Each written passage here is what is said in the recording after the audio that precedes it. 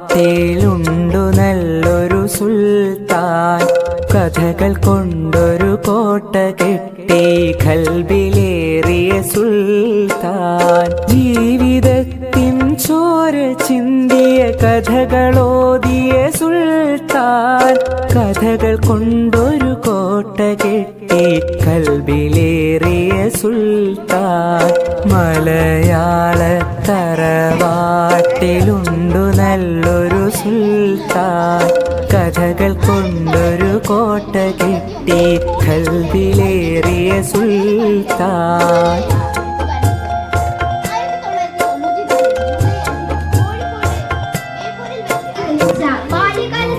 മലയാളത്തിലെ മഹത്തായ നോവലുകളിൽ ഒന്നാണ്. 1954 ആദ്യമായി പ്രസിദ്ധീകരിച്ച ഈ കൃതി ബാല്യകാലത്തെയും കാലത്തെയും രണ്ട് കുട്ടികളായ മജീദ് സുഹ്റയുടെയും കഥയാണ്. ഇന്ന് ജൂലൈ 5 മലയാളികളുടെ സ്വന്തം വൈക്കം മുഹമ്മദ് ബഷീർ ഓർമ്മയായിട്ട് ഇന്നേക്ക് 30 വർഷം.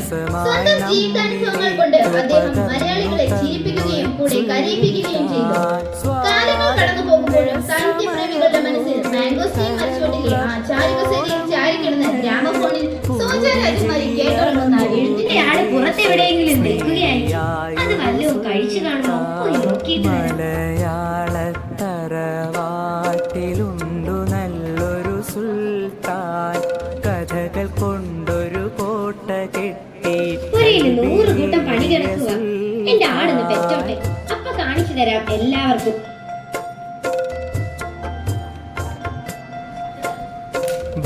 പാത്തുമ്മയുടെ ആട് എന്ന നോവലിലൂടെ ബഷീർ പ്രസിദ്ധമാക്കിയ ഒരു കഥാപാത്രമാണ് പാത്തുമ്മ എന്ന ഞാൻ. എന്നെ കുറിച്ച് കൂടുതൽ അറിയാൻ നിങ്ങൾക്ക് ആഗ്രഹമില്ലേ? പാത്തുമ്മയുടെ ആട് എന്ന നോവൽ കൂട്ടുകാരും വായിച്ചു നോക്കണം. നിങ്ങൾക്ക് എന്നെ അറിയുമോ? എന്റെ കഥ ഞാൻ തന്നെ പറയാം. മുച്ചിട്ട് കളിയിൽ അടിയാറവ് പറഞ്ഞ് ഒടുവിൽ ഒരു വഴിയും ഇല്ലാതെ എന്റെ മകളെ ആ മണ്ടൻ മൂത്താപതി കെട്ടിച്ചു കൊടുക്കേണ്ടി വന്ന് ഒരാളാണ് ഞാൻ. ബാക്കി ഞാൻ പറയേണ്ട കാര്യമില്ലല്ലോ, വായിച്ചു തന്നെ അറിയുമോ? പോയത് പാപ്പ പറഞ്ഞതൊക്കെ സത്യമാണോ? നിങ്ങൾക്ക് തോന്നുന്നുണ്ടോ? പിന്നെ അതിലൊരു രഹസ്യമുണ്ട്. മണ്ടൻ മൂത്താപ്പയെ മുച്ചീട്ടുകളി ജയിപ്പിച്ചത് ഞാനാ. കൂടുതലൊന്നും പറയാനില്ലല്ലോ. നമ്മൾ മുച്ചീട്ട് കളിയിൽ മംഗളം കഴിച്ച് മണ്ടൻ മൂത്താപ്പ ഈ ദിവസത്തെ എന്നെ പറ്റി ഒരു കഥ എഴുതിയിട്ടുണ്ട്. ഈ ദേശത്തെ പ്രധാന ദിവ്യൻ ബാക്കിയൊന്നും പറയണ്ടല്ലോ, നിങ്ങൾ വായിക്കല്ലോ അല്ലേ? ഇന്നലെ പാതിരാത്രി എനിക്കൊരു അബദ്ധം പറ്റി. രാത്രി ചാണകം മോഷ്ടിക്കാൻ പോയതായിരിക്കും. ഇരുട്ടായതുകൊണ്ട് ഒന്നും കണ്ടില്ല. ചാണകമാണെന്ന് കരുതി വാങ്ങാൻ ശ്രമിച്ചത് പാറക്കുട്ടി എന്ന ആനയായിരുന്നു. കഷ്ടകാലമെന്ന് പറഞ്ഞ രാമൻ നായർ എന്ന ഞാൻ ആനവായി രാമൻ നായരായി. എന്റെ ജീവിതകഥ അറിയണമെങ്കിൽ ആനയും കൊൽക്കുരിശും എന്ന നോവൽ വായിക്കണം. ആനവാരി രാമൻ നായരെ, ഞാനും നിങ്ങളുടെ കൂടെ വന്നതല്ലേ? പിന്നെ കൂട്ടുകാരെ, എനിക്കും രാമൻ നായർ പറഞ്ഞുകൊണ്ട് ഒരു കഥ പറയാനുണ്ട്. നമ്മുടെ ഈശോതമ്പുരാനെ മരക്കുരിശിലല്ലേ സൂക്ഷിച്ചത്? പിന്നെ പള്ളിക്കെന്തിനാ പൊൻകുരിശ്? അത് ഞാനിങ്ങ് എടുത്തു. മാമനോടൊന്നും തോന്നല്ലേ മക്കളെ? ഈ ഒന്നും ചേർത്താ എത്രയാ? അല്ല, ഇമ്മിണി വലിയ ഒന്ന്. ഇപ്പൊ തന്നെ നിങ്ങൾക്ക് എന്റെ പേര് മനസ്സിലായില്ലേ? ഞാനാണ് മതി. ഇമ്മിണി വലിയ ഒന്നിന്റെ കഥ നിങ്ങൾക്ക് അറിയണോ? എങ്കിൽ കൂട്ടുകാർ എന്റെ ബാല്യകാല സഖി അടുത്തറിയുക തന്നെ വേണം. നിങ്ങൾക്ക് ആ മജീദിനെ അറിയോ? ഒന്ന് ഇമ്മിണി വലിയ ഒന്ന് എന്ന കണക്കിലെ പുതിയ തത്വം കണ്ടുപിടിച്ച മജീദിനെ. ആ കണക്കറിയാത്ത മണ്ടനെ കണക്ക് പഠിപ്പിച്ചത് ഞാനാ. ബാക്കിയൊക്കെ ബാല്യകാല സഖിയിലുണ്ട്. നിങ്ങൾക്കറിയാം, ഞാൻ കേശവദാരുടെ കാമുകിയായ സാറാവയാണ്. ഞങ്ങളുടെ ഭാവി ജീവിതം നിങ്ങൾക്കറിയട്ടെ?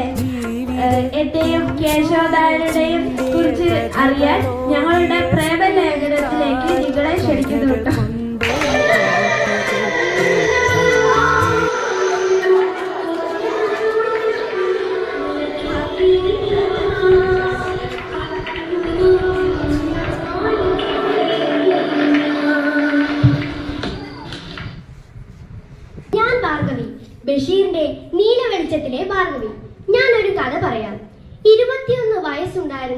ഒരു പെൺകുട്ടി. അവൾ ഒരു പുരുഷനെ വളരെയധികം സ്നേഹിക്കുന്നു.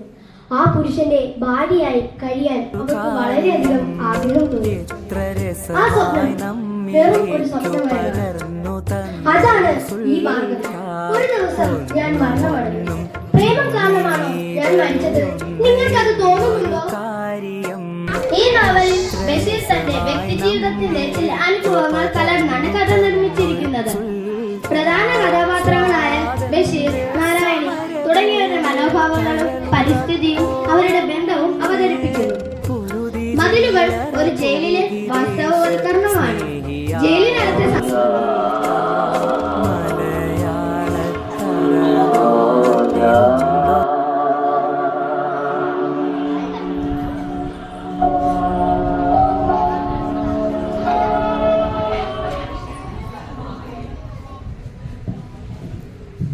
നമസ്കാരം, എന്റെ പേര് ബഷീർ.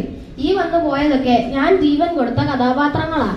1908 ജനുവരി 21 കോട്ടയം ജില്ലയിലെ വൈക്കം തലയോലപ്പറമ്പിൽ ഞാൻ ജനിച്ചു. സാമാന്യ മലയാളം അറിയാവുന്ന ആർക്കും എന്റെ സാഹിത്യം വഴങ്ങും. എന്റെ ജീവിതാനുഭവങ്ങളാണ് എന്റെ എല്ലാ കൃതികളിലും. ജയിൽ പുള്ളികളും ശിക്ഷക്കാരും പട്ടിണിക്കാരും വേശികളും സാധാരണക്കാരും നിറഞ്ഞ ഒരു ഫാന്റസി ആയിരുന്നു എന്റെ ലോകം.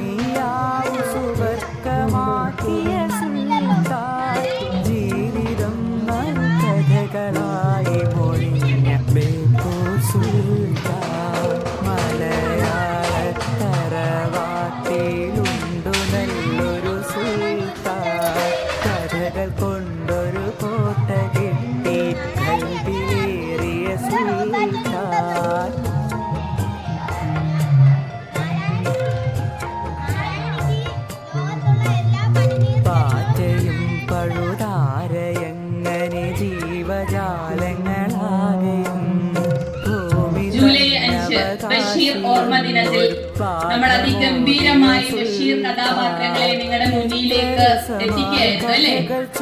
എത്ര പേർക്ക് മനസ്സിലായി ബഷീർ കഥാപാത്രങ്ങളെ? ബഷീറിന്റെ അതിഗംഭീരമായ പുസ്തകങ്ങളെ നിങ്ങൾക്ക് മുന്നിലേക്ക്